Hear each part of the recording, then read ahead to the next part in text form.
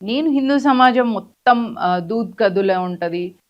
ప్యూర్‌గా ఉంటదని నేను చెప్పట్లేదు. హిందూ ధర్మంలో గూడా కొన్ని ప్రాబ్లమ్స్ ఉన్నాయి. ఎస్పెషల్లీ అంటరానితనం గావచ్చు, కుల దురహంకారం గావచ్చు ఉన్నాయి. వాటిని ఫాల్ట్ లైన్స్ అంటారు. ఆ ఫాల్ట్ లైన్స్ ఆధారంగానే మన దేశంలో ఇప్పుడు జరుగుతున్న నేరేటివ్స్ అన్నీ గూడా బిల్డ్ అయితున్నాయి. ఈ ఫాల్ట్ లైన్స్‌ని కవర్ చేసుకునే ప్రయత్నం చేయాలి మనం. మీరు గూడా జూడండి కశ్మీర్‌లో ఫారూక్ అబ్దుల్లా వాళ్ళ ఫ్యామిలీ ఎళ్తున్నారు. వాళ్ళిప్పుడు దేవాలయాలకెళ్తున్నారు. పూజలు జేస్తున్నారు. ఆరతి జేస్తున్నారు. ఎందుకు జేస్తున్నారు?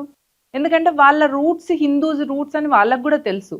వాళ్ళు ఇస్లామిక్ దురాక్రాంతాల తర్వాత, వాళ్ళ ఇస్లామిక్ అట్రాసిటీస్ తగ్గిపోయిన తర్వాత వాళ్ళు ఘర్వాప్సీ అయితము అంటే, హిందువులు వాళ్ళని ఘర్వాప్సీ గానీయలేదు. ఎందుకంటే మీరు ఇన్ని రోజులు మతం మారిండ్రు, సున్నతీ చేయించుకున్నారు, బీఫ్ తిన్నారు, ఆయా ఇస్లామిక్ ట్రెడిషన్స్ ఫాలో అయిండ్రు.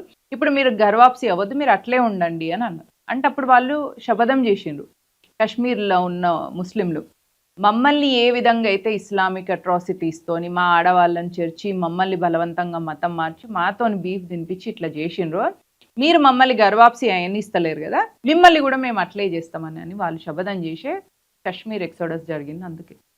కాబట్టి హిందూ సమాజంలో గూడా కుల దురభిమానం నుంచెల్లి బయటికొచ్చి, అన్ని కులాలను ఓన్ చేసుకునేలాంటి మైండ్ సెట్ వస్తే తప్ప, మనము మన ధర్మాన్ని, మన సమాజాన్ని ఉద్ధరించుకోలేము.